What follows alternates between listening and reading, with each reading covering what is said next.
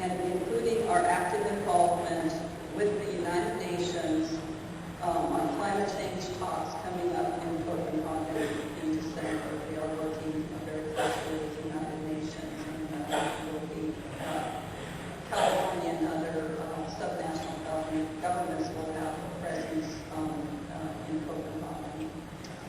And it's the first time really that a state has actively engaged the United Nations regarding this issue.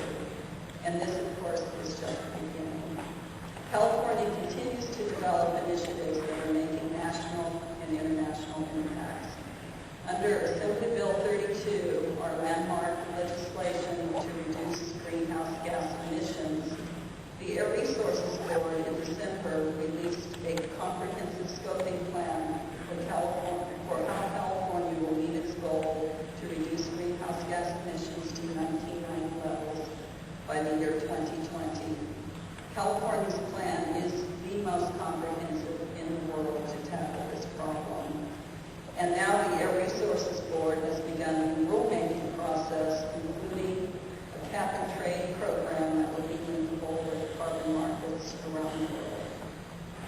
And with the governor's recent efforts to reduce the levels of toxic chemicals in household products, the Department of Toxic Substances Control, very proud of the work that they're doing on green chemistry, recently finalized its green chemistry report, making a series of very bold recommendations that will reduce toxins in products in an effort to promote public health and protect our environment. The governor continues to promote and develop California's Green Building Initiative, with the Department of General Services being well on its way to greening more than 55 of the state's operated buildings. Greener buildings use less energy, resulting in fewer greenhouse gases emitted. And of course, my own building is certified LEED Platinum, and it was the greenest high-rise in the U.S. I could brag about that, but Bank of America built the little 50-plus story building in New York, and it's also platinum rated, so and now I can only say we're the greenest high-rise in the West.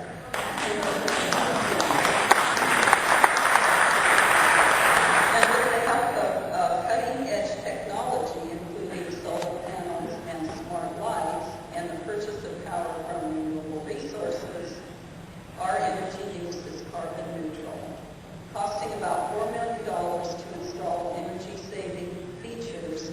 We now save about $1 million every year in energy costs, and that's a pretty great return. There's huge progress across so many areas, and it shows that our governor is very serious about not only setting policies, but leading by examples. And of course, all of us as individuals can do our part. We can adopt energy-saving behaviors that make a big difference. With new ones, replacing light bulbs with energy savers, driving clean cars, reducing trips, carpooling, taking public transit, riding a bike. Less miles means less carbon emitted into the air. In California, 40% of our greenhouse gas pollution comes from the transportation sector, so those efforts are very important. And since 1975, California's building and appliance standards have reduced energy costs for individuals and businesses in California by $56 billion. These and other standards are expected to save another $23 billion by the year 2013. Of course, these are win-win scenarios for protecting the environment and supporting our economy. We've come a long way looking at green as not just a color or a buzzword, but also as an economically sustainable solution now and into the future. I believe in this great state is thirst for innovation and our collective desire to promote green development during these difficult times, and together we will succeed. So thank you again to Green Technology for bringing such a positive light to this issue, and please enjoy the summit, and thank you again for all for being here. Representative of our keynote sponsor, Kathy Huck. Kathy is an affiliate of the National Fuel Cell Research Center at the University of California, Irvine, and she will be welcoming and bringing up please join me up here.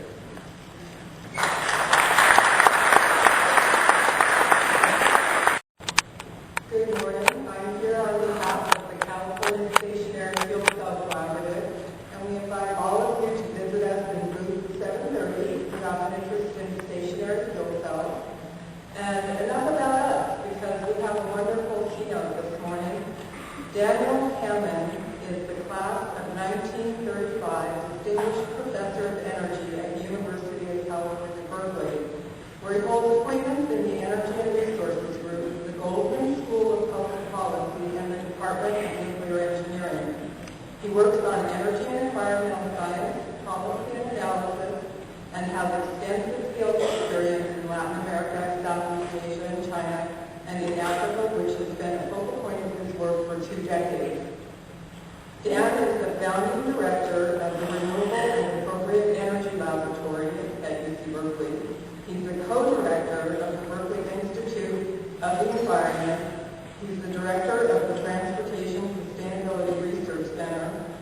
And he is the coordinating lead author for the Intergovernmental Panel on Climate Change, which won the Nobel Peace Prize in 2007. This was a team effort, one for which he can be very proud. At this time, I would like to bring Dan up because he's going to talk about the 2 phases of the emerging green revolution and give you a little sense of what it means to make all of this happen. Dan?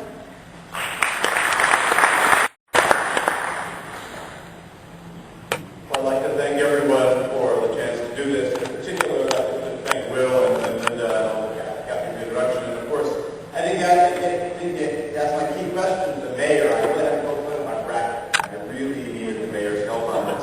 I would usually pick Cal over Maryland, but after that. In fact, the only time I ever won the NCAA bracket was when I just picked the westernmost team in every single matchup, and thank goodness Hawaii wasn't in the competition that year. So I really like to talk to the mayor a little more about this. What I'd like to use my time for today, though, is to try to highlight what I think is the really critical next place where we're going to need a green energy revolution. We've all heard a great deal about the technologies that are now available, those that are commercially competitive today, those that are coming online. But there's another revolution in the implementation and the financing that's absolutely critical. And I spent last week in Copenhagen at the scientific run-up meeting to the big December negotiations that Linda mentioned. That meeting has a ridiculous name. It sounds like some strange, it's called the YARU meeting. It's the Association of Leading Universities, of which UC Berkeley and 8 others were this lead team that highlighted the science of climate change and also the state of the solutions. And we had some really remarkable comments by both Chancellor Merkel's team from Germany and also the Danish Prime Minister, who looks like he is primed to really be a key driver for green innovation. He asked me what he would do, and I said, you can do a lot, but you'll never be a jolly green giant. He lives in California. So we're going to have to work on a number of these issues. But what came out of the meeting this month, I think, is vital for this crowd. And that is that the climate news is bad. And I'll give you one illustration in a second. But it's bad in ways that we expect. And I'll highlight what that means just very briefly. But the other feature is that we're going to need diverse, substantive examples of communities, cities, regions, nations going green. And we're going to need them in a quantitative, measurable, kick-the-tires way. And we need them now. And the problem is that not only has climate change put us on a very fast path to meet these results, but we need demonstrable examples right away so that the alliance between research leaders and policy leaders and business communities and homeowners can really take shape and be very clearly in hand before the December negotiations. Because if that doesn't happen, that leaves us a mere few months. We're really going to have a hard time giving enough examples so the leaders can be as bold as all the polls say we, the electorate, want them to be. California's mixed